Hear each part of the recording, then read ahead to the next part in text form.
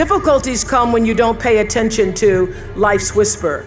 If they don't give you a seat at the table, bring a folding chair. So I was driven by a passion that was bigger than the show in the beginning. And I believe that in order to continue, every person has a responsibility to use their life. Need motivation? Watch a top 10 with Believe Nation. Top 10, I got a top 10. Got my motivation high for my top 10. Gotta learn from the wise women and men. All my life, like nah. For my top 10, top 10, top 10, nah. This one's for my top 10. Hey, it's Evan Carmichael, and I make these videos because you are probably the most ambitious person in your circle, but you know you're capable of more. And you get that push by surrounding yourself with the best. So today, let's learn from one of the best, Oprah Winfrey, and my take on her top 10 rules for success. Enjoy. Okay, let's kick it off with rule number 1. Have a vision. I managed to get here. Stedman and I have absolutely differing philosophies because he teaches the idea of, he has a book called, what is the book called? The book is called You Can Make It Happen, 9 Steps to Success. And he's always talking to me about having a vision, that with no vision, the people perish. And I always say, I didn't have a vision. I didn't have a vision to get here to where I am. My vision was surrendering to what I believe was God's vision for me. And I always say God can dream a bigger dream for you than you can dream for yourself. Mm-hmm. I now believe that I need a vision. I think Stedman is finally right, that in order to continue to move forward, that I need to develop a vision for myself. And one of my big goals is to use this television show as a forum and a catalyst for change in people's lives. That's one of them. Yes. The other is to move out into the world in a more impactful global format to help women and children across the globe. Without education, the people perish. Without education, nobody will be able to survive. Without education, women cannot overcome poverty, will not be able to learn to take care of themselves, will not be able to move forward on the planet. So I want to use my life and this television show to continue to do that. Rule number 2, value people. You find that behind the facade of all of your opinions and your beliefs, that at the heart of us, we all want the same thing. I want the same thing that you want. And I know that whether you are Republican or Democrat or Libertarian or whatever you call yourself, that underneath everybody is this desire and need to be valued and to know that what you say, what you think, what you want to do in the world, your fullest expression of yourself, that thing matters. Rule number 3, use your voice. I think some people think that, or under the impression that I was born empowered, that I was born coming out of the womb, ready to interview a Klansman. Then cut to commercial, we'll be right back. But the truth is, I know very well what it's like to be marginalized, to be told either subtly or quite directly that my contribution isn't or wasn't welcome, that my face was invisible, and that my needs were an affront. So back when I was doing the news in Baltimore, I asked to be paid the same as my co-anchor, who did exactly the same job as I was doing. And I expected that I would be compensated. So I went in and I asked that I would get the same amount of money. So he was doing the same job I was doing, except that he called me babe all the time. Babe, yeah, babe. Anyway, I was told by my news director and by the general manager, because first I went to the news director, then I went to general manager, and I was told that because I was a single woman who didn't have a mortgage and I didn't have kids, that I was not entitled to earn the same kind of money as the man who was sitting next to me doing the same thing. And I realized in that moment that my employers did not get it. They did not understand my value. But you know what? I did. So cut to AM Chicago. The team's hard at work, and they had been working for a long time. And after a year or so, we were asked to be syndicated. That work began to pay off. And before long, we were now no longer called AM Chicago, we're the national Oprah Winfrey Show. I got a raise. This is before I owned myself. So, I got a raise, but my producers did not. So I went into the boss at the time, and I asked that my producers, who incidentally were all female, I asked that they would be given a pay raise increase. And my boss, this is in 1986, said, why? They're only girls. What do they need more money for? Girls. I've used the word affectionately sometimes, referring to women as girls, and there was no affection in his tone. It was absolutely condescending. So, it takes a while to develop a voice, but once you have it, you damn sure better use it on stuff that matters. So I took a deep breath in that moment and said, either they're gonna get raises or I'm gonna sit down. I'm not gonna work if they don't get paid more, babe. Now, I would like to believe that I could have spoken that kind of truth to misogyny, even if I'd been all by myself.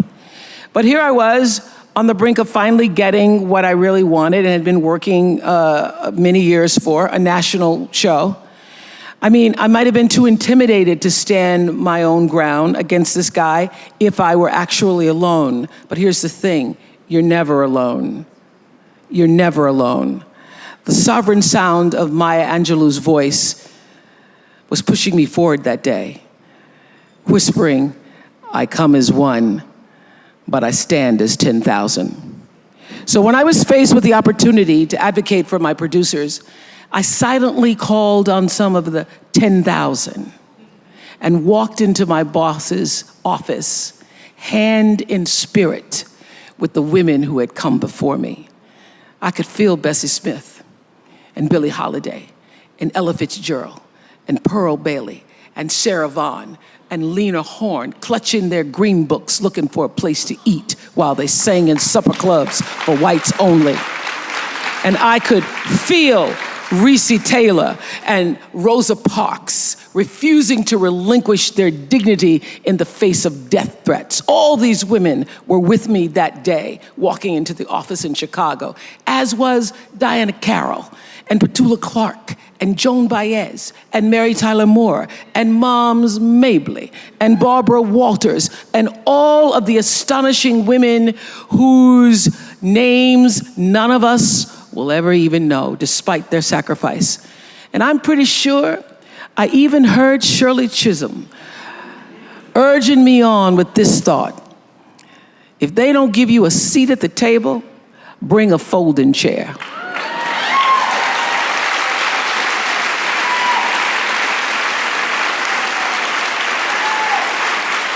And I understood that there were so many times that many women from my mother's generation, and God knows my grandmother's generation, who were forced to grit their teeth and just take it because standing up for themselves wasn't even an option. The risk was too great, and they knew it. But they also knew in their bones what my dear friend Maya put so eloquently into words when she says, you may not control all the events that happen to you, but you can decide not to be reduced by them. Because these women and so many others like them made the decision not to allow themselves to be reduced by the many injustices they were subjected to, I found the strength to act, if not just for myself, not just for my producers, but for all the women who in their ingenious ways subverted the rules, laid the foundation, and pushed the envelope just a little bit further for me. Rule number 4, have empathy. I know exactly the moment I started to feel valued, and for me, it was school. I wanted to be a fourth grade teacher because of Mrs. Duncan. And I haven't seen Mrs. Duncan since then, and Mrs. Duncan is here today. Mrs. Duncan! The moment I felt the most value was in my fourth grade class when Mrs. Duncan said to me, I was the one who was chosen to lead the class in whatever it was. So what was I like? I don't really remember. I do remember you. I remember you were such a fluent reader. Well, if I had had a class full of students like Oprah, I would have been floating on air. Mrs. Duncan instilled in me this sense of believing that I mattered.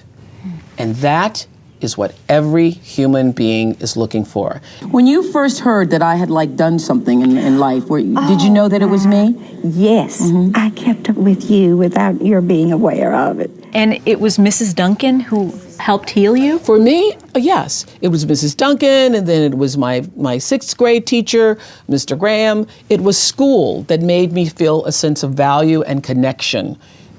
You learned a lot on this story. Oh, I learned a lot on this story. This story was life-changing for me. Life-changing, really? Life-changing. And people use that word rhetorically.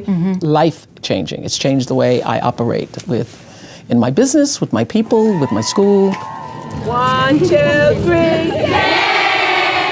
You say that the most important question to ask of people who have gone through trauma is not what's wrong with you, but what happened to you.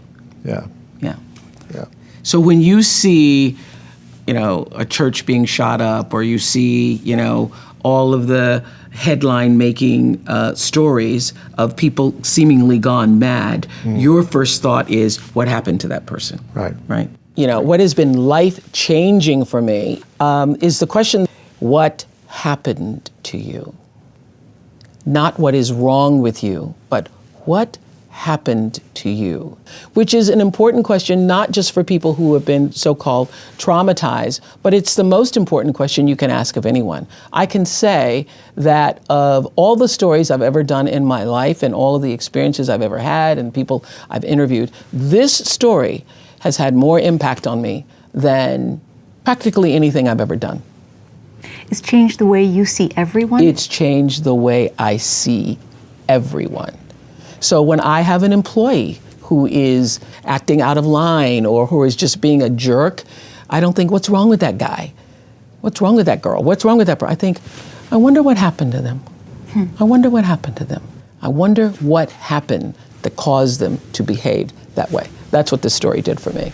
Also, if you want to have more self-confidence and self-belief, the science says it can take up to 254 days of consecutive action for the habit to stick. That's what I want for you. So I've designed a custom free program where I'm going to send you an unlisted video for the next 254 days to shift your confidence and belief forward.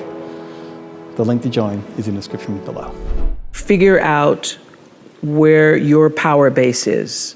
Your number one job is to become more of yourself and to grow yourself into the best of yourself. Become so skilled, so vigilant, so flat out fantastic at what you do that your talent cannot be dismissed.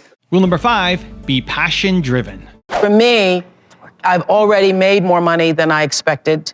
I've already got more shoes than I know. I'm like, okay, what to do with the shoes? And it never was about material possessions.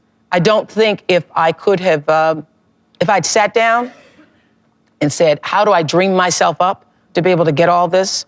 I wouldn't have known how to do it. So I was driven by a passion that was bigger than the show in the beginning. And I believe that in order to continue, every person has a responsibility to use their life.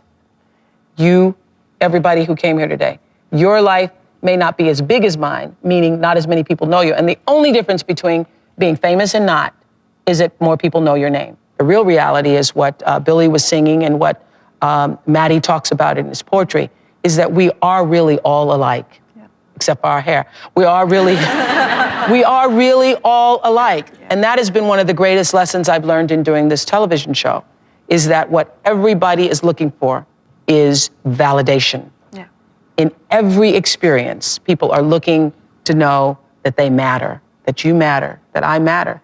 In every encounter, in all of your fights at home, all your arguments with your boss or with your children, with your husband, when you really peel back the layers and get down to what is this? What are we arguing about? You want to say, I matter. And I think that what we've been able to do on this show is to help people see that for themselves And if I can be able to give that back to people in a way that makes them matter to themselves, then this is worth billions of dollars. Millions. It's priceless. It's priceless to be able to do that. Rule number 6, get the lesson from failure. Nobody's journey is seamless or smooth. We all stumble. We all have setbacks. If things go wrong, you hit a dead end, as you will. It's just life's way of saying, time to change course. So ask every failure. This is what I do. Every failure, every crisis, every difficult time, I say, what is this here to teach me? And as soon as you get the lesson, you get to move on.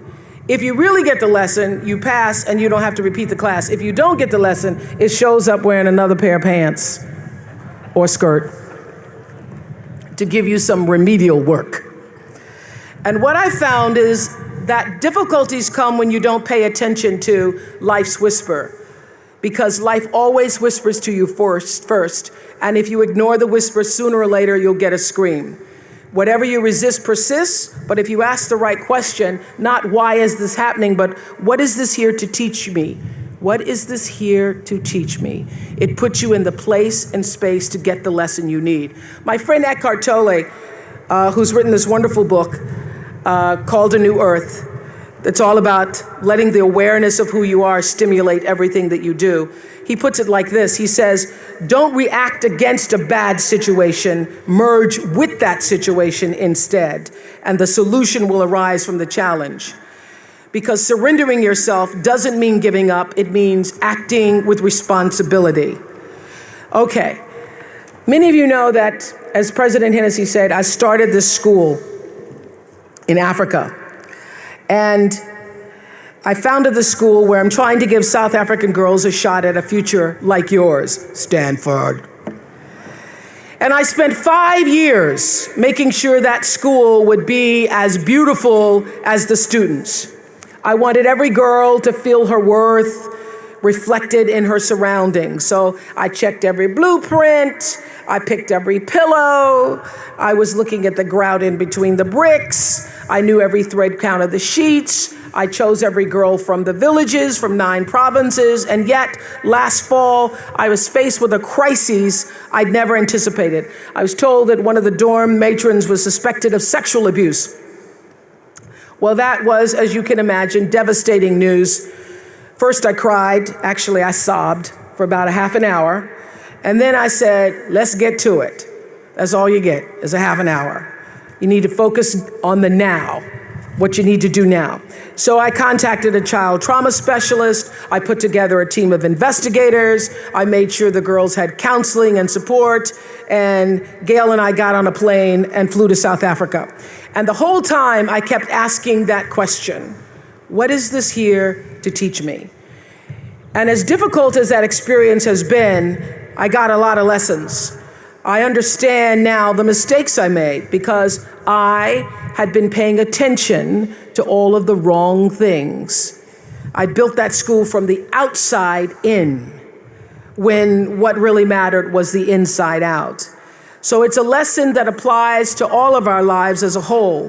What matters most is what's inside. What matters most is the sense of integrity, of quality, and beauty. I got that lesson. And what I know is that the girls came away with something too. They've emerged from this more resilient and knowing that their voices have power. Rule number 7, use a vision board. Before we came here, Deepak Chopra, great thought leader of our times, I had called him wanting to do an interview with him, and he said he was going to be coming to India. And I have a vision board. I keep a vision board. First vision board I ever started was to get Barack Obama elected. So I just had Barack Obama, and then I went back, and that vision board was right by in my bathroom by the bathtub. So every morning I would say, Barack Obama, President, Barack Obama, President. And then, this is in 2007, and then I decided I had to go back and put 2008 so that whoever was listening would know I didn't mean Barack Obama, President, 2012 or 2016. So I only had that as a vision. And then I put a picture, after Barack Obama won, I put a picture I cut out of a magazine of a woman on a camel, and it said, "Come to India." Come to India. And I've held that as my vision on my vision board for the past 3 years. So when this idea of coming with Deepak, I went, now it's time to fulfill the vision. So first impression, coming in the city, chaotic, and then being in the city with more people than I've ever encountered in my life. But still feeling not a sense of being unsafe. Rule number 8, be consistent. We all are here to fulfill the dreams of those who came before us. Maya used to say, you've been paid for. You've been paid for, young people, so put your crown on your head and wear it. We are here not merely to bear witness, but to be the new voices of an extraordinary new age. You see, when I was growing up, there were no black people in the media, just buckwheat, on television. And I was constantly doing that thing, looking to find myself. And what I found instead was Leave It to Beaver and Donna Reed and Lassie, although technically I guess Lassie was mostly brown. The point is, though, we are now able to see ourselves reflected through entertainment. But what pleases me most is that we're beginning to see on screen, what we're beginning to see is starting to change the landscape of what we see behind the scenes. What Kamal was talking about, true inclusion. And what I realized during all those years doing the Oprah show, and the reason that OWN is now thriving, is how essential it is to see yourself reflected in other people's stories. It's something that you, as white people, never have to even think about. Because the more you see a broader and richer and more nuanced depiction of yourself and your neighbor and the world, the more empowered you become. And it's that sense of empowerment that actually tethers us to the universe. It gives us at least a glimpse of how connected we all are. So what a blessed sign of progress it is to know that millions of kids in 2019 don't have to stand with their noses pressed up against the window or the television screens, looking in at a family that makes them feel less than by comparison. Today, we can point to work that says you are every bit as valued and vital to the fabric of life as anyone else. You are a part of a community. But it takes time. It takes time to see yourself. It takes time to hear yourself and to feel appreciated for just being yourself. Empowerment does not happen overnight. Like change, it is never just one thing. It is a series of consistent steps, great and small, that proves to us again and again that genuine change is actually possible. Rule number 9, live in the moment. Gwendolyn Brooks wrote a poem for her children. It's called Speech to the Young, Speech to the Progress Toward. And she says at the end, live not for battles won, live not for the end of the song, live in the along. She's saying, like Eckhart Tolle, that you have to live for the present. You have to be in the moment. Whatever has happened to you in your past has no power over this present moment because life is now. But I think she's also saying, be a part of something. Don't live for yourself alone. This is what I know for sure. In order to be truly happy, you must live along with, and you have to stand for something larger than yourself, because life is a reciprocal exchange. To move forward, you have to give back. And to me, that is the greatest lesson of life. To be happy, you have to give something back. And rule number 10, the last one before some very special bonus clips, is have fun.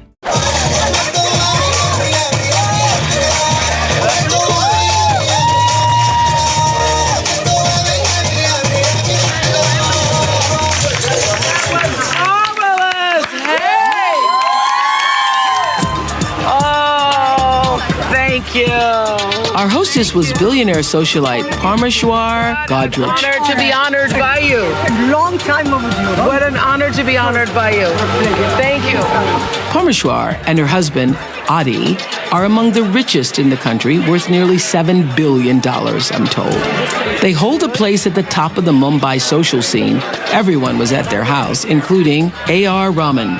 Oh my gosh. Time magazine called the Oscar and Grammy winner the most popular film composer in the world. He sold over 300 million movie soundtracks. His music for the Oscar darling Slumdog Millionaire had everyone in America singing.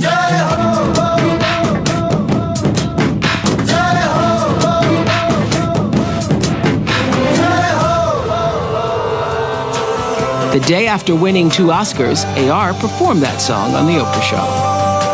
I promised him that one day I'd visit his homeland, India. I told you I was going to come. I don't think you really believed me. I didn't believe you. You didn't. How do you feel? I feel, I will have to tell you, there was a sense of exhilaration coming in the city, and it just felt like another world. And I was so happy to see all the women in the saris, because you immediately had... You look lovely. Well, thank you. The identification that it was another place, another space. But the thing that's just really moving to me is the spirit. That's my biggest impression so far. Now I've got a really special bonus clip that I think you're going to enjoy. But before that, it's time for the question of the day. I want to know, what was your single biggest takeaway from this video and your plan of action for the next week? The science says that when you just watch a video, you get motivated, you get inspired, you have a 35% chance of following through on your goals. 35%! That's not enough! That's not enough just to get motivated. Believe Nation, we're here, you're here. Today matters, you're an action taker.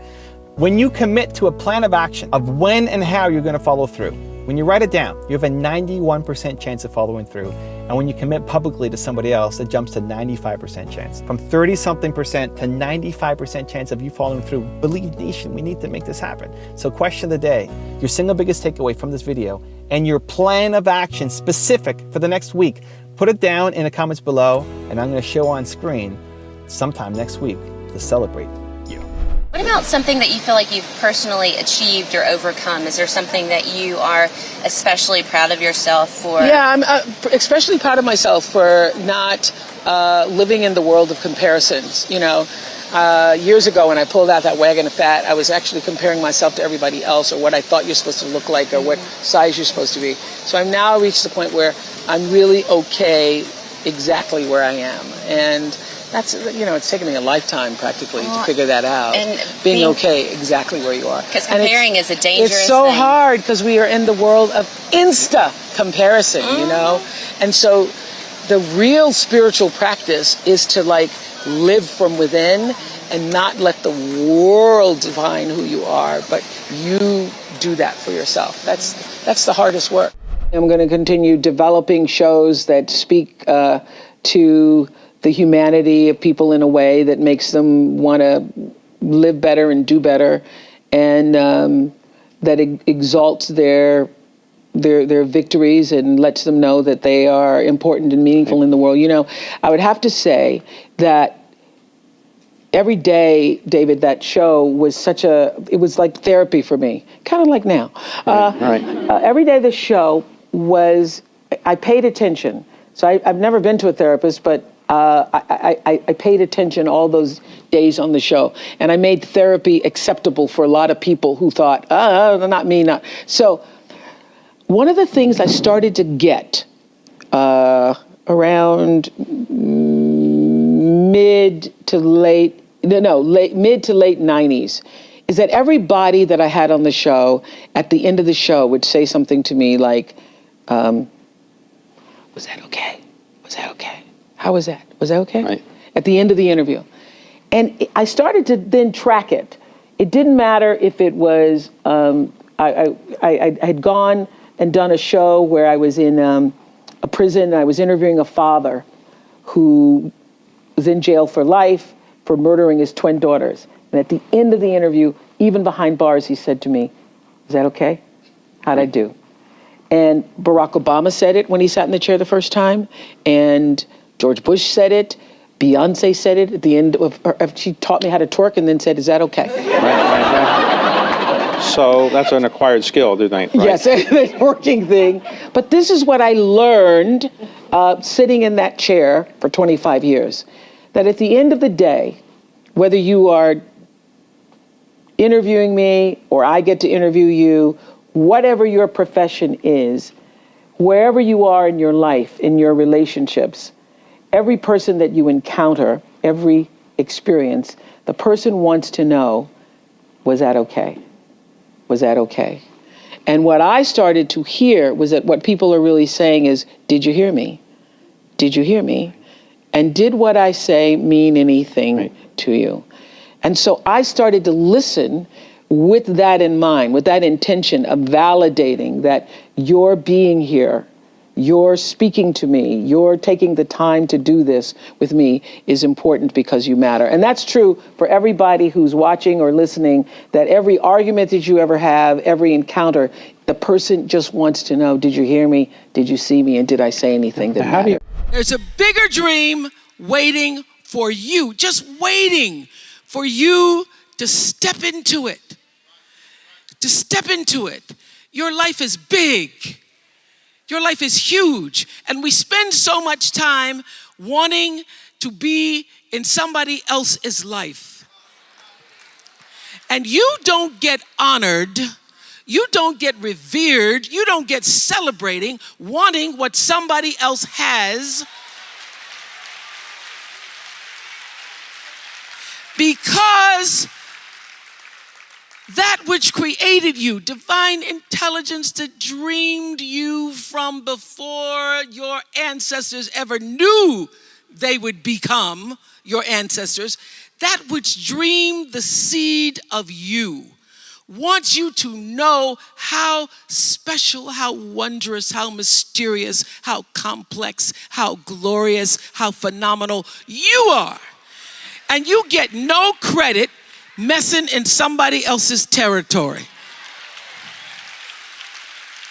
or trying to have power over something you have no control. Another one of my favorite teachings is The Wizard of Oz. When the Wicked Witch of the West says, go away from here because you don't have any power here, you have no power in any territory other than your own. Oh, but you are the master of that. You get to be the master of your own fate. You get to be the captain of your own soul. And if you just manage that, if you just took care of your territory, oh, the glorious, glorious, glorious, wondrous, wondrous opportunities and possibilities that are waiting for you. So the question is, what are you resisting? What are you pushing against? What are you not allowing? What are you blocking because you have this idea of who and what you're supposed to be, instead of leaning into the dream that's already been created and waiting for you. It's waiting for you. And the second, it's an instant thing. It's a shift in the way you see yourself and the power from which you have come.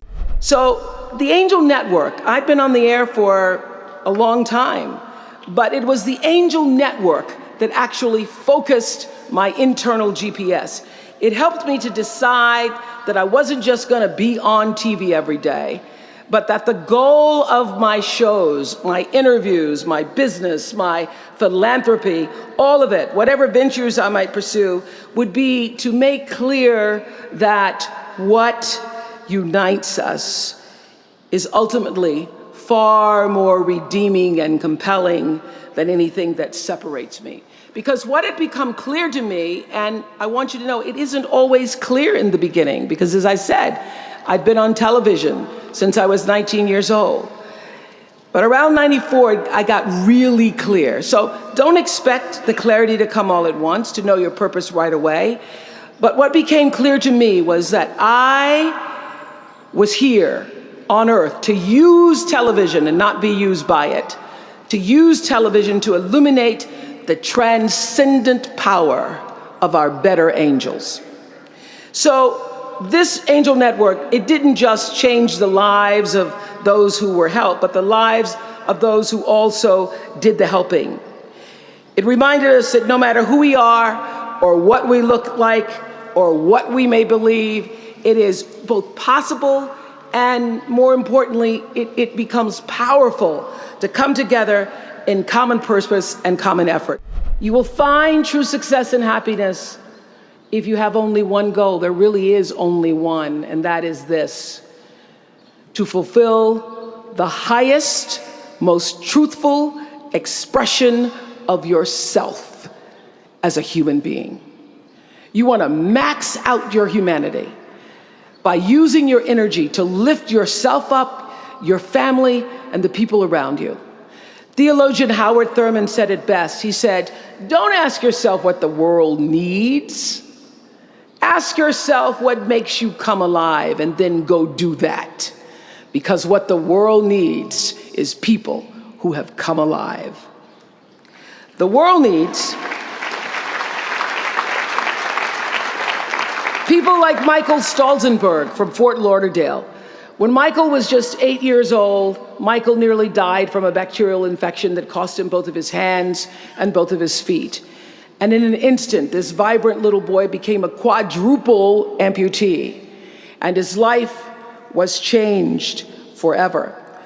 But in losing who he once was, Michael discovered who he wanted to be. He refused to sit in that wheelchair all day and feel sorry for himself. So with prosthetics, he learned to walk and run and play again. He joined his middle school lacrosse team.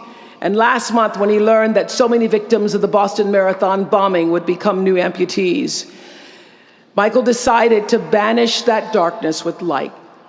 Michael and his brother Harris created MikeysRun.com to raise $1 million for other amputees by the time Harris runs the 2014 Boston Marathon. More than 1,000 miles away from here, these two young brothers are bringing people together to support this Boston community the way their community came together to support Michael. And when this 13-year-old man was asked about his fellow amputees, he said this: "First, they will be sad. They're losing something they will never get back. And that's scary. I was scared. But they'll be okay. They just don't know that yet." We might not always know it. We might not always see it or hear it on the news or even feel it in our daily lives. But I have faith that no matter what, class of 2013, you will be okay. And you will make sure our country is okay. I have faith because of that 9-year-old girl who went out and collected the change.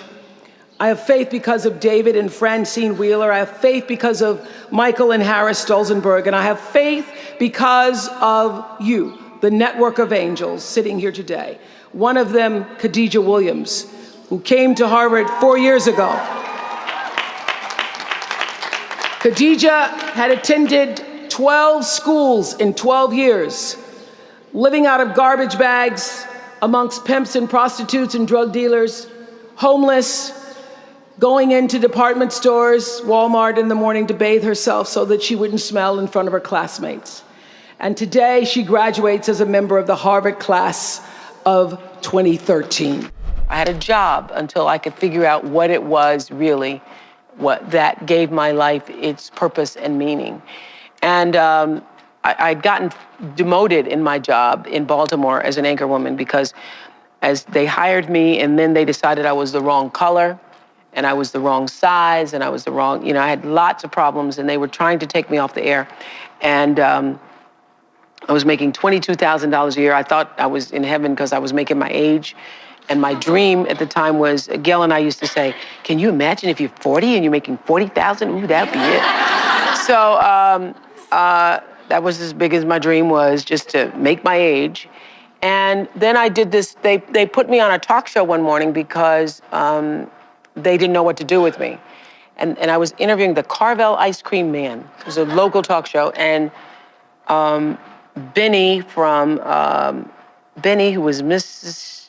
Chancellor's butler or something on all my children. Anyway, a soap opera star who wasn't the lead star.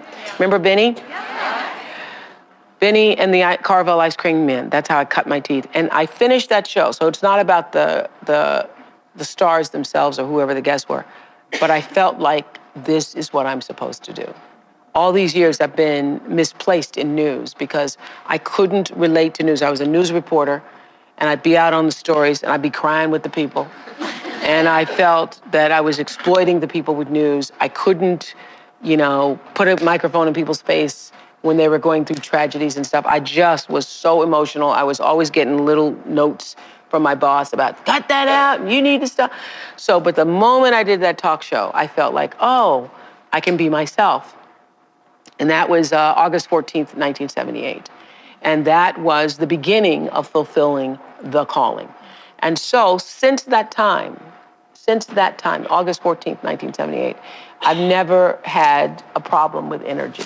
Now, when I was working in news, I used to be exhausted all the time. Just exhausted all the time because I hated it. And the reason I didn't quit is because I'm not a quitter, number one, and because my father was like, better not quit that job. You're making $22,000 a year. Who's gonna pay a black woman $22,000 a year? You're never gonna make that kind of money again. You better save half of it. So I was reluctant to quit and think about doing something else because I thought, okay, everybody wants to be an anchor woman. At the time, that was like supposedly a big deal, being an anchor woman. So I thought, okay, I'll just stay with this until I can figure out what is the best thing to do. And interestingly enough, I was applying for what I wanted to do. I felt like I needed to be able to talk. And at the time, the only thing that was available was Good Morning America or the Today Show. So I called up this agent and I asked if he would accept my tape because I wanted to be like a substitute for Bryant Gumbel. And he said to me, there was only gonna be one Bryant Gumbel. And so there wasn't gonna be another one, that they weren't gonna another black person on that show. He said that to me. And interestingly enough, he called me last week because somebody else mentioned his name to say he never said it, but he did say it. And I said to him, you know what? If you're ever told that, you never forget it. If somebody ever says to you, if you're ever rejected in that way, you never, ever, ever forget it. I said, but it's okay.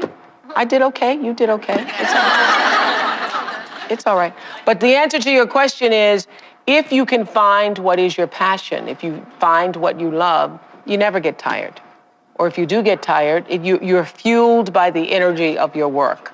So I know that I'm doing exactly what I'm supposed to be doing at this time.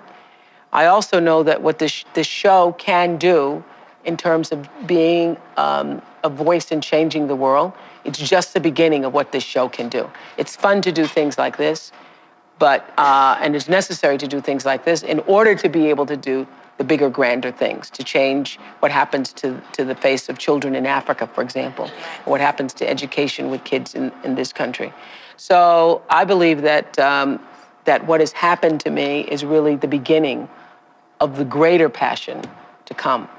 But if you find out what you're supposed to do, and you know what you're supposed to do by how it feels.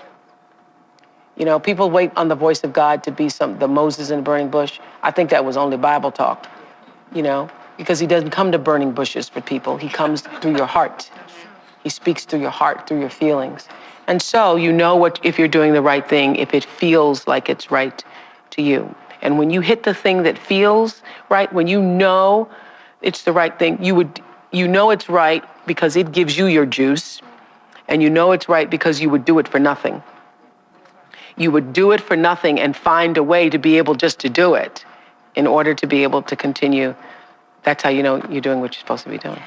Nobody's journey is seamless or smooth. We all stumble, we all have setbacks. If things go wrong, you hit a dead end, as you will. It's just life's way of saying, time to change course. So ask every failure, this is what I do. Every failure, every crisis, every difficult time, I say, what is this here to teach me? And as soon as you get the lesson, you get to move on. If you really get the lesson, you pass and you don't have to repeat the class. If you don't get the lesson, it shows up wearing another pair of pants or skirt to give you some remedial work. And what I found is that difficulties come when you don't pay attention to life's whisper, because life always whispers to you first. And if you ignore the whisper, sooner or later, you'll get a scream. Whatever you resist persists, but if you ask the right question, not why is this happening, but what is this here to teach me?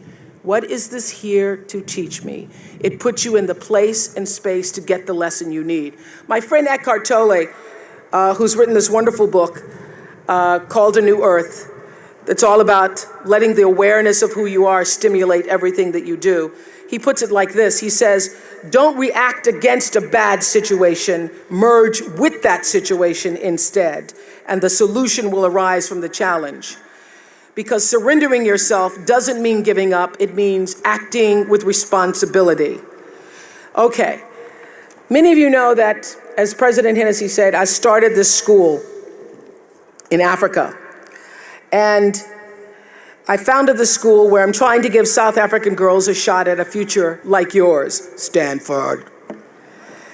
And I spent 5 years making sure that school would be as beautiful as the students.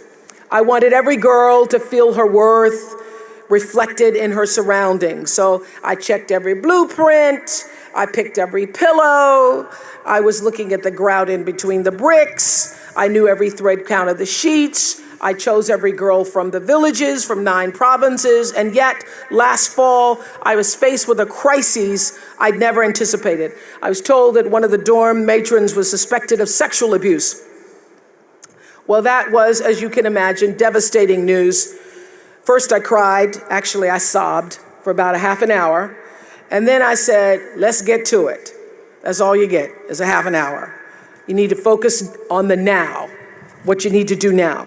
So I contacted a child trauma specialist, I put together a team of investigators, I made sure the girls had counseling and support, and Gail and I got on a plane and flew to South Africa. And the whole time I kept asking that question, what is this here to teach me? And as difficult as that experience has been, I got a lot of lessons. I understand now the mistakes I made because I had been paying attention to all of the wrong things. I built that school from the outside in, when what really mattered was the inside out. So it's a lesson that applies to all of our lives as a whole. What matters most is what's inside. What matters most is the sense of integrity, of quality, and beauty. I got that lesson. And what I know is that the girls came away with something too. They've emerged from this more resilient and knowing that their voices have power. I did this at the end of my show. I did my favorite guest of all times. And that's hard to do out of literally thousands and thousands. They supposedly estimated that there's like 35,000 people I interviewed over the years. But there was one woman out of all the celebrities, out of all of the famous, non-famous, infamous people. One woman from Zimbabwe. Who was she? Her name is Terai Trent. Listen to this story. I'm going to try to shorten it for you, Godfrey. Okay. Terai Trent, born and raised in a village in Zimbabwe. 11 years old, she's doing her brother's homework. She wants to go to school. Her father says, no, you're a girl. You have to educate the boy first. Yep, that's right. That was the tradition. That's right. The boy has to go to school. You can't go to school. So she starts doing her brother's homework.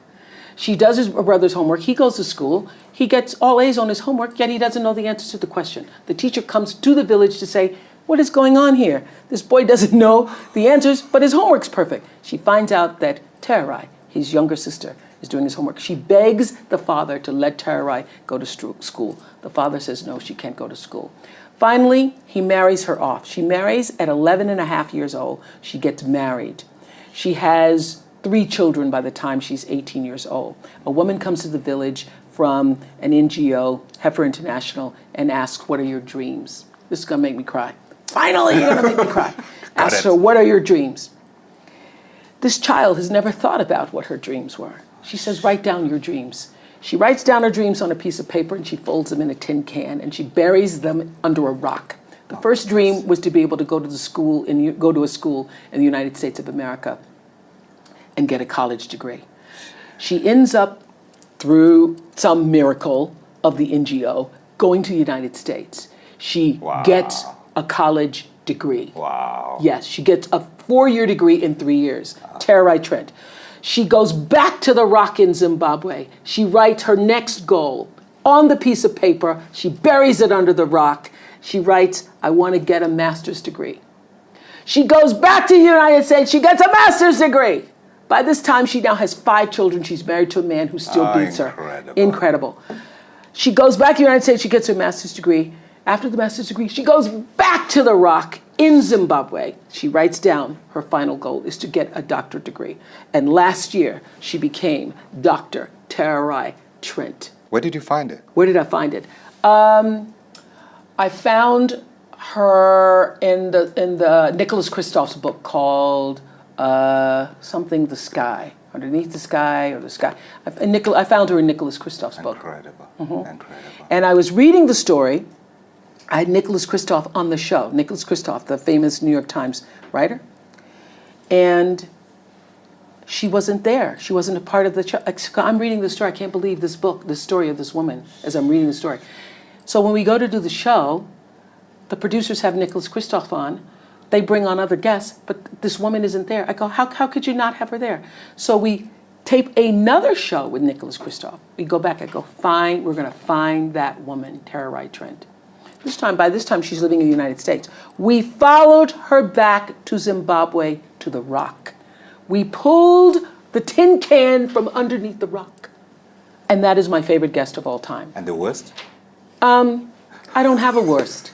I don't have a worst. But the reason why she, and as I said this on my show, the reason why Tara Trent is my favorite guest of all time is because she represents in that one story of the little girl in a village in Zimbabwe who had a dream and the heart and depth and discipline to pursue it. She represents everything I tried to say in every show in 25 years. She literally, through her life story, sums up the message that I was trying to give to every single one of my viewers. You can. You can. Keep trying. Don't give up. You have to believe. You have to believe. Close your eyes for a moment, will you please? And breathe with me. Just close your eyes.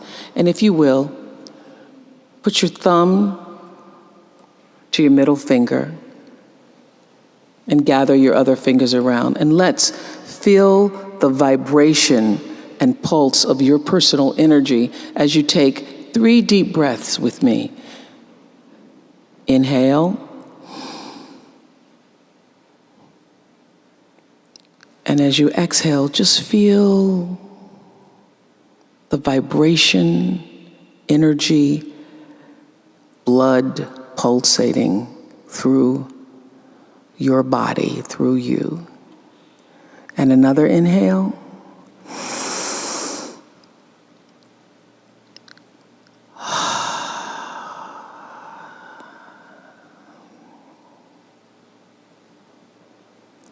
And another inhale.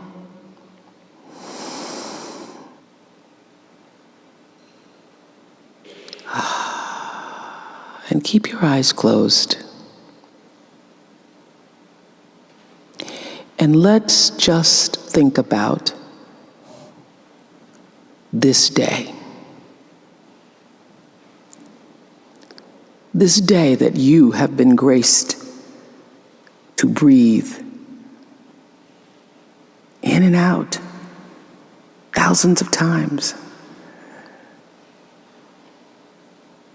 This day where many of those breaths were taken for granted. You just expected the next one to come. But the truth is, there's no guarantee that the next one comes. This day, how you started your day, what your thoughts were this morning, how you've carried yourself through this day, how you've been allowed to have encounters and experiences, some challenging, some more life-enhancing, that pushed you forward another day of being here on the planet Earth as a human being. Let's just think about that. After all you've been through, in this day alone, and the many days and years past, how you got here to this prestigious, esteemed university, the choices you made that have brought you to this day.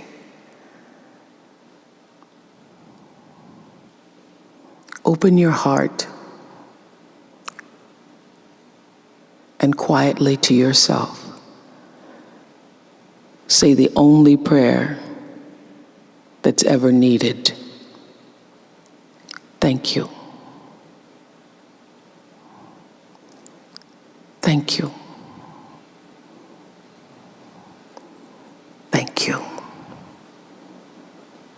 You're still here. And you get another chance this day to do better and be better. Another chance to become more of who you were created and what you were created to fulfill. Thank you. Everything you try to do is already done. So when I figured that out, oh, what I'm putting out is what's coming back, let me get real clear about what it is I'm putting out. Real clear. So I read a book about 1989 called Seed of the Soul. And in that book, Gary Zukav talked about the laws of karma, of the laws of cause and effect, the third law of motion. And in that book, he talked about how intention, your intention is always one with the law. Meaning, before you even think about a thing, you have an intention for the thing. And that the intention is going to determine the outcome.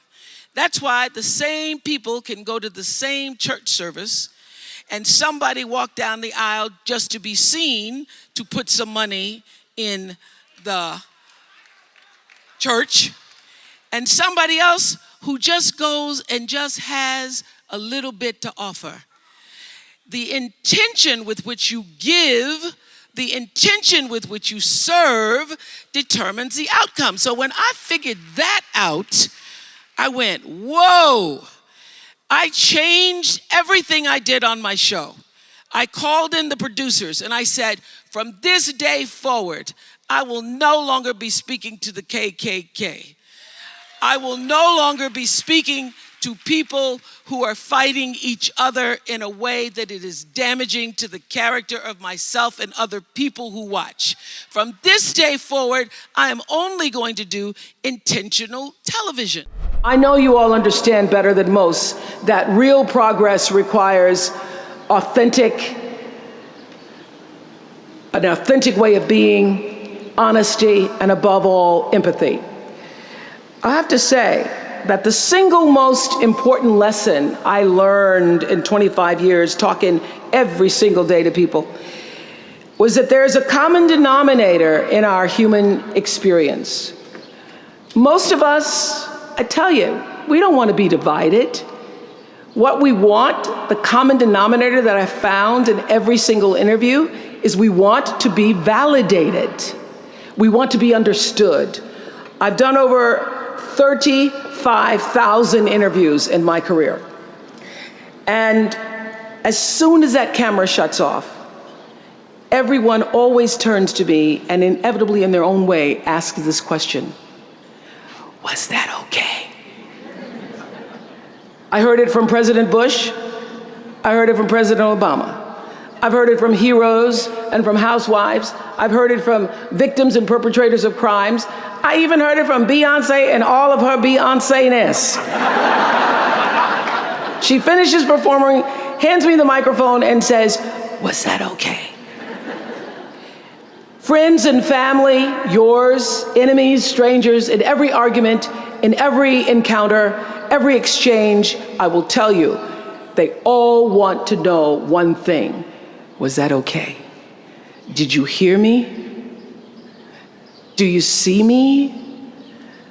Did what I say mean anything to you? And even though this is the college where Facebook was born, my hope is that you will try to go out and have more face-to-face conversations with people you may disagree with.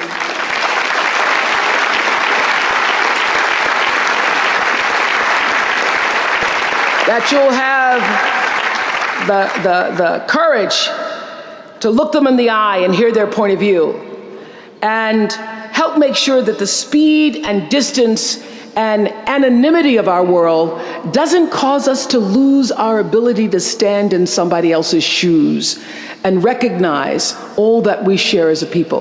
This is imperative for you as an individual and for our success as a nation.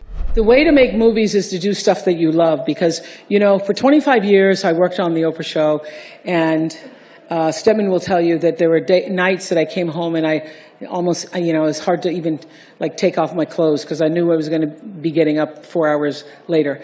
But I never really felt exhausted, like I felt exhausted, but I never felt depleted.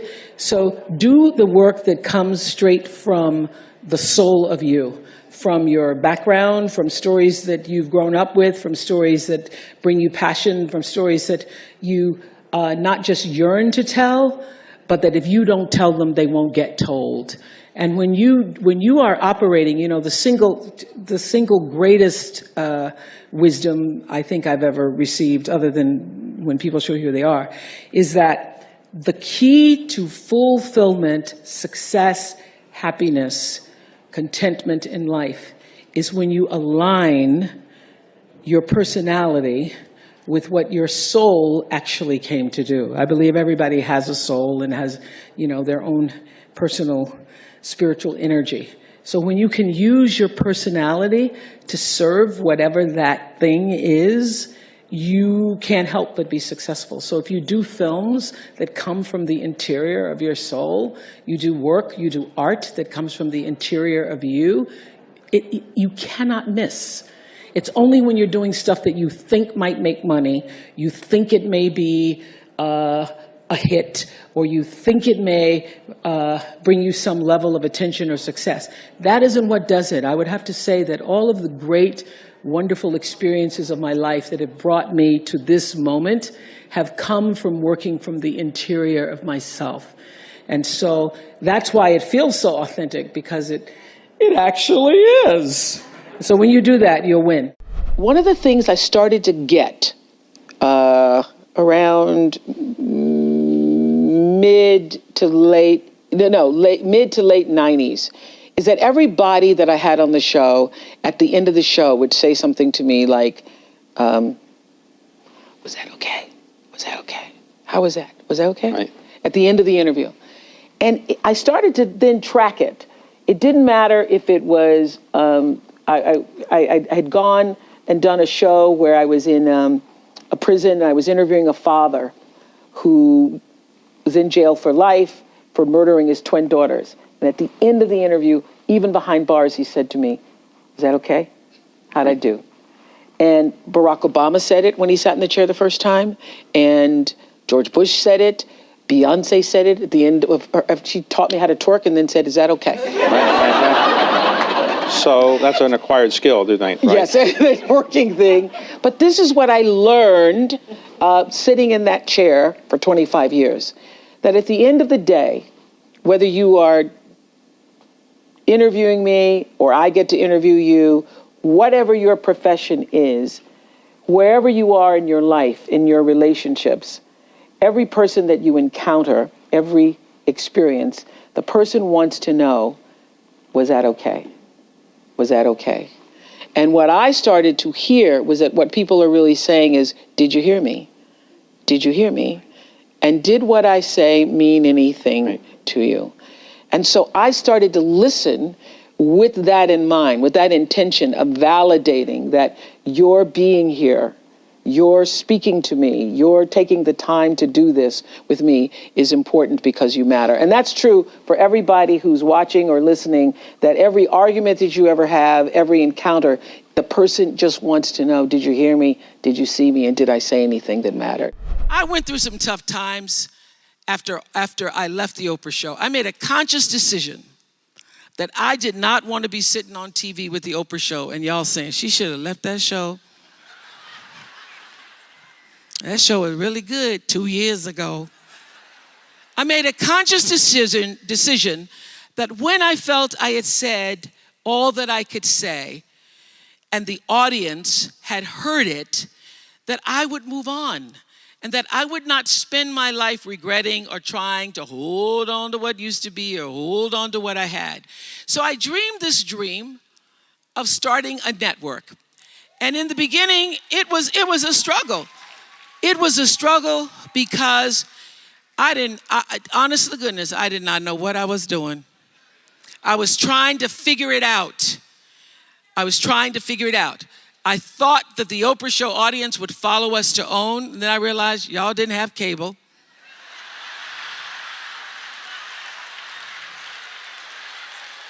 And if you had cable, you did not have the OWN package.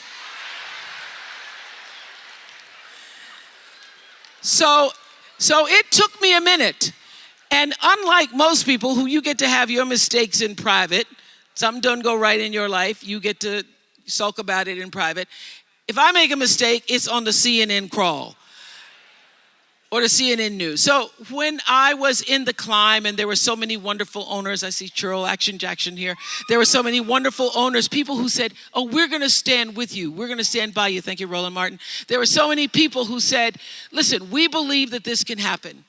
So I dreamed the dream along with Tyler Perry, who was my friend, who came to me and said, Tyler said, I'm gonna help you out because Tyler can go home and write a script and direct it, produce it, and shoot it, and do it for less money than anybody in Hollywood. So we started with a foundation of have and have nots.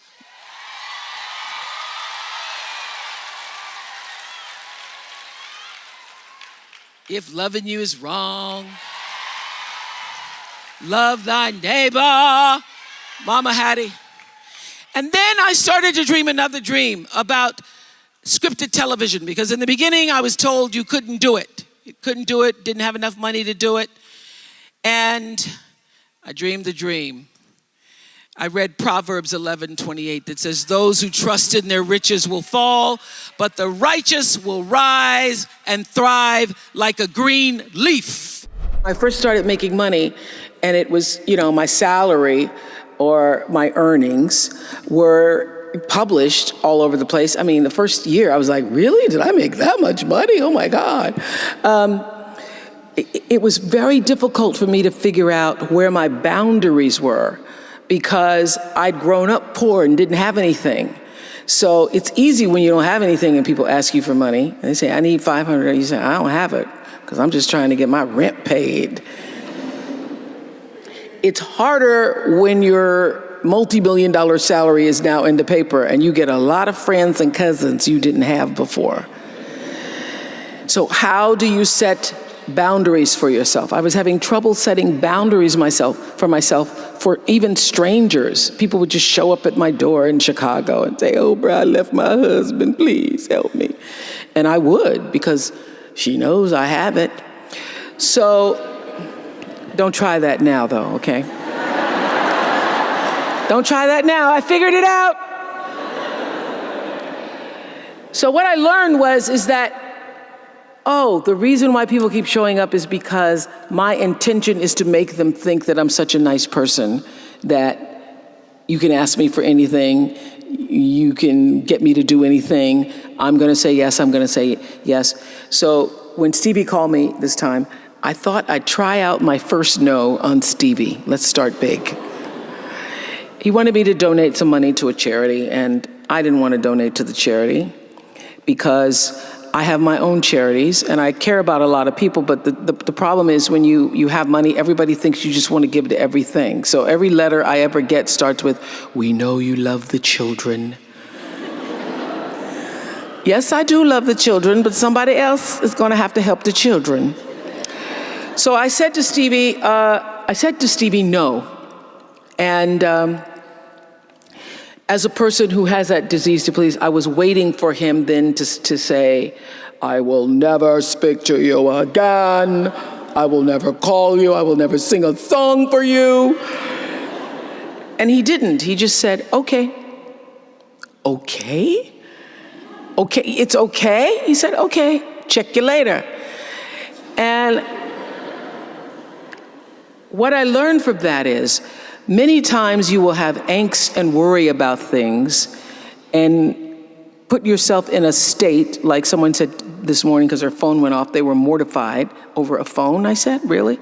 You will put yourself in a state when the other person really isn't even thinking about you.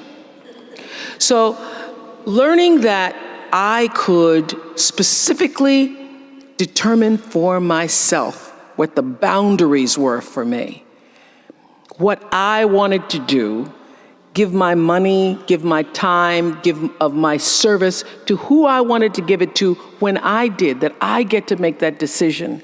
And just because you get 100 requests a week doesn't mean you have to try to fulfill all of that. Just because you have all of these demands on your time and on you doesn't mean that you have to say yes. You get to decide because you're the master of your fate. The captain of your soul, as William Ernest Henley said in Invictus. And understanding that really changed the meaning of my life in that I was no longer driven by what other people wanted me to do, but took charge of my own destiny, making choices based upon what do I feel is the next right move for me. Everybody works hard, and everybody has their own dreams. There was a time where I used to spend a lot of energy wanting things. Of course, it's easy for me to say, oh, things don't define you because I got a lot of things. Things are nice, I like them. But this is what I learned. When you can surrender to the dream, you get to live in the space of the higher power. You get to live in the space that you purposefully have come to earth to claim for yourself. So, around 1984, I was sitting in bed one morning, Sunday morning, should have been in church, but I wasn't. I was reading the New York Times review of The Color Purple. And I thought, whoa, this sounds like a really great book. I got out of bed in my pajamas, put on my galoshes, and went to the store to get the copy of The Color Purple. I read The Color Purple in one afternoon, went back to the bookstore, bought every book of The Color Purple.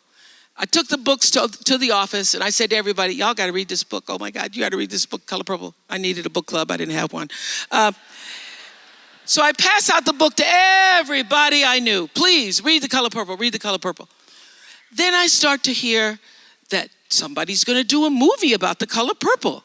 But I don't know anybody in the movie business. By this time, I was on AM Chicago. I don't know anybody. I start praying to God. God, please help me find a way to get into Color Purple.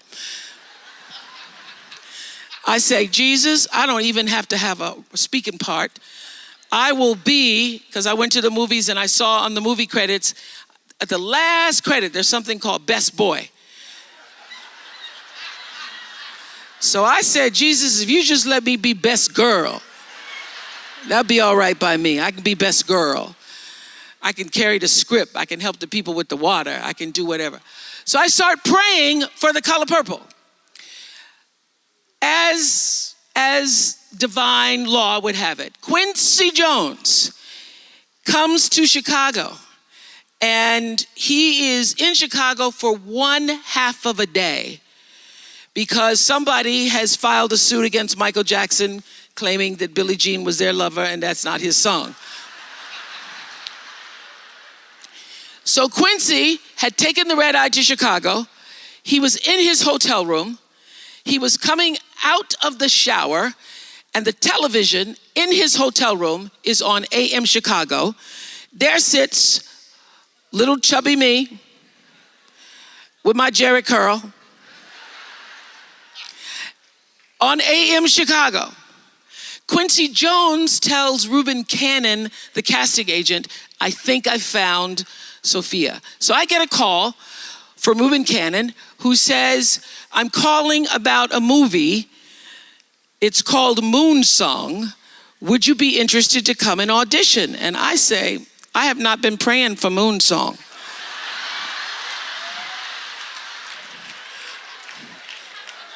No.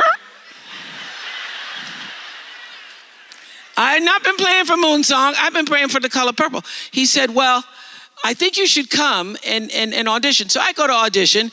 You know, movie people, they're making everything all secret. Steven Spielberg didn't want anybody to know he was doing Color Purple. So on the outside of the script, it says Moon Song. But I know all the words by heart. So when I open the script, I know this is The Color Purple, Jesus. This is The Color Purple. Yes. So I auditioned for The Color Purple. I can't even believe it. They don't just want me to be the water girl or the best girl. They are asking me, do I want a part in the movie? Oh, I'm thinking prayer. Prayer works. Prayer works. But listen to this. 3 months pass. 3 months is a long time. I auditioned in February, March, April, May comes. I haven't heard anything. So I call Reuben Cannon. I say, Mr. Cannon, I'm sorry, sir, I haven't heard anything. I expected to hear something by now. And Reuben Cannon, African-American man, says to me, you don't call me, I call you. And I didn't call you. Do you understand that I have real actresses who have auditioned for this part? Real actresses. And he tells me who just left his office. And I went, well, okay, I'm not getting that part. So I hang up the phone and I start crying. I can't believe that God has played this trick on me. I think this is a trick. So I decide that this is because the fat has finally caught up with me. The fat has finally caught up with me, and now I must get rid of the fat. In 2 weeks, I am going to go to a fat farm, and I'm going to lose 25 pounds. I'm gonna drink a lot of green juice. I'm gonna have some cleanses and colonics. So I also was trying to make peace with it. I said, God, I don't understand. I thought it was for me. You ever had that talk with God? I thought it was for me. I thought it was for me. God, you let me audition with somebody named Harpo. That's my name backwards. Jesus, that was a sign. Wasn't it a sign? And then 3 months pass, and then Reuben Cannon says, real actresses have just left his office. So I start to pray on the track. I'm out on the track at the fat farm,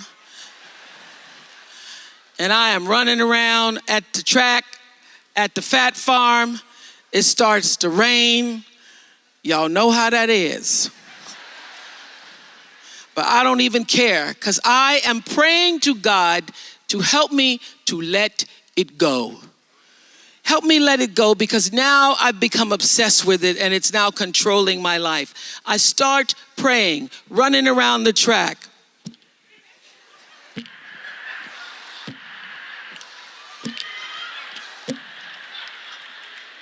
And I keep hearing this noise, and I can't, there's nobody on the track but me, and I'm running around the track. And I look around, and it is my thighs rubbing together. It's my thighs.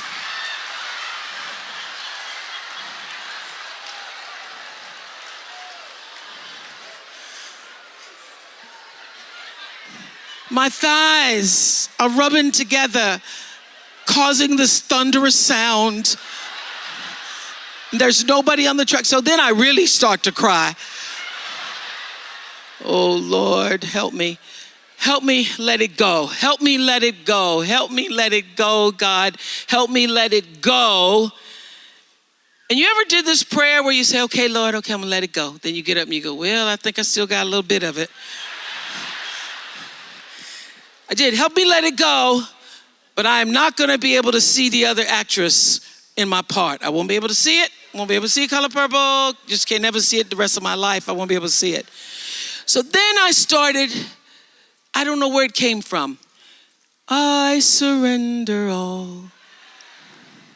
I surrender all to thee, my blessed Savior. I surrender all.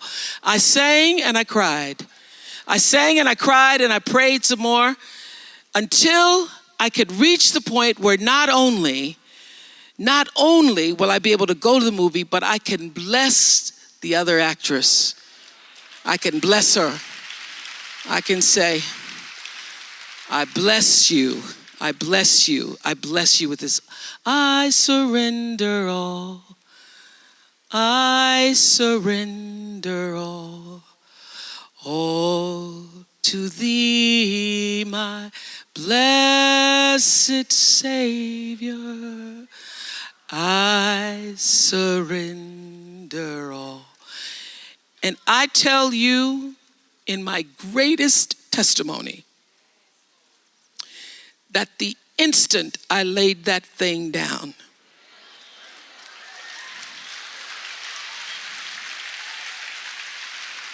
I'm telling you, when I laid it down and it didn't have me anymore, it had no control over me anymore. I didn't feel anything about it anymore. When I let it go, when I intentionally surrendered it to the power that was greater than I could ever know. The instant that happened, a woman comes running out of the cafeteria screaming, Winfrey? Is your name Winfrey? For 10 years, nobody could pronounce my name. I said, yes. She said, somebody's on the telephone for you. He said, his name's Spielberg. I get to the phone. He says, I hear you're at a fat farm.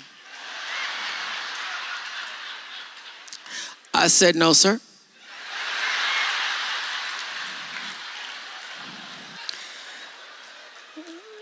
This is a health retreat.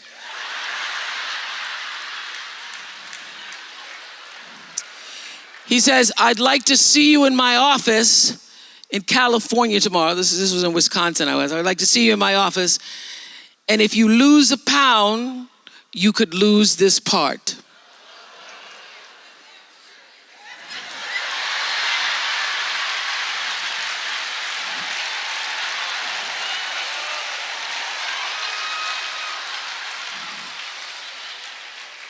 No problem do I have. I'll have no problem not losing a pound.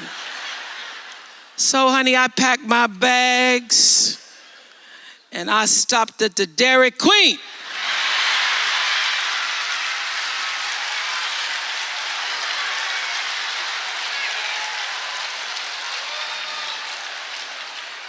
I got 3 scoops just in case I'd lost half a pound. And the next day, I was in Steven Spielberg's office and he said, you're hired. You're hired. My television career began unexpectedly. As you heard this morning, I was in the Miss Fire Prevention contest.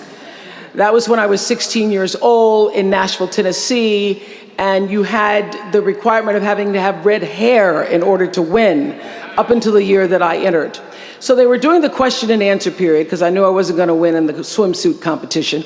So during the question and answer period, the question came, why, young lady, what would you like to be when you grow up? And by the time they got to me, all the good answers were gone. So I had seen Barbara Walters on the Today Show that morning. So I answered, I would like to be a journalist.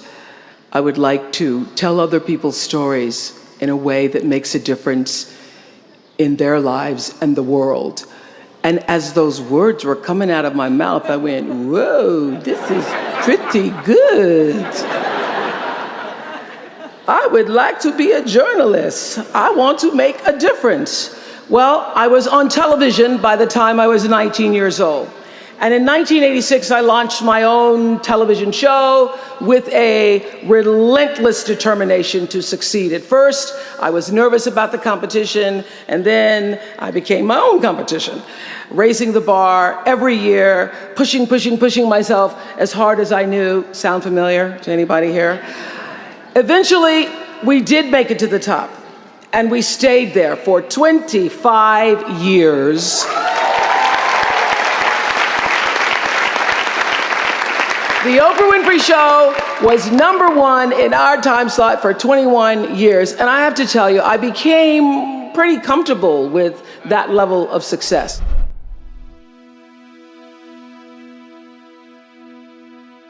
If you want 10 more amazing rules from Oprah, check out the video right there next to me. I think you'll love it. Continue to believe, and I'll see you there. Every day, David, that show was it was like therapy for me, kind of like now. Every day the show was, I paid attention. So I've never been to a therapist, but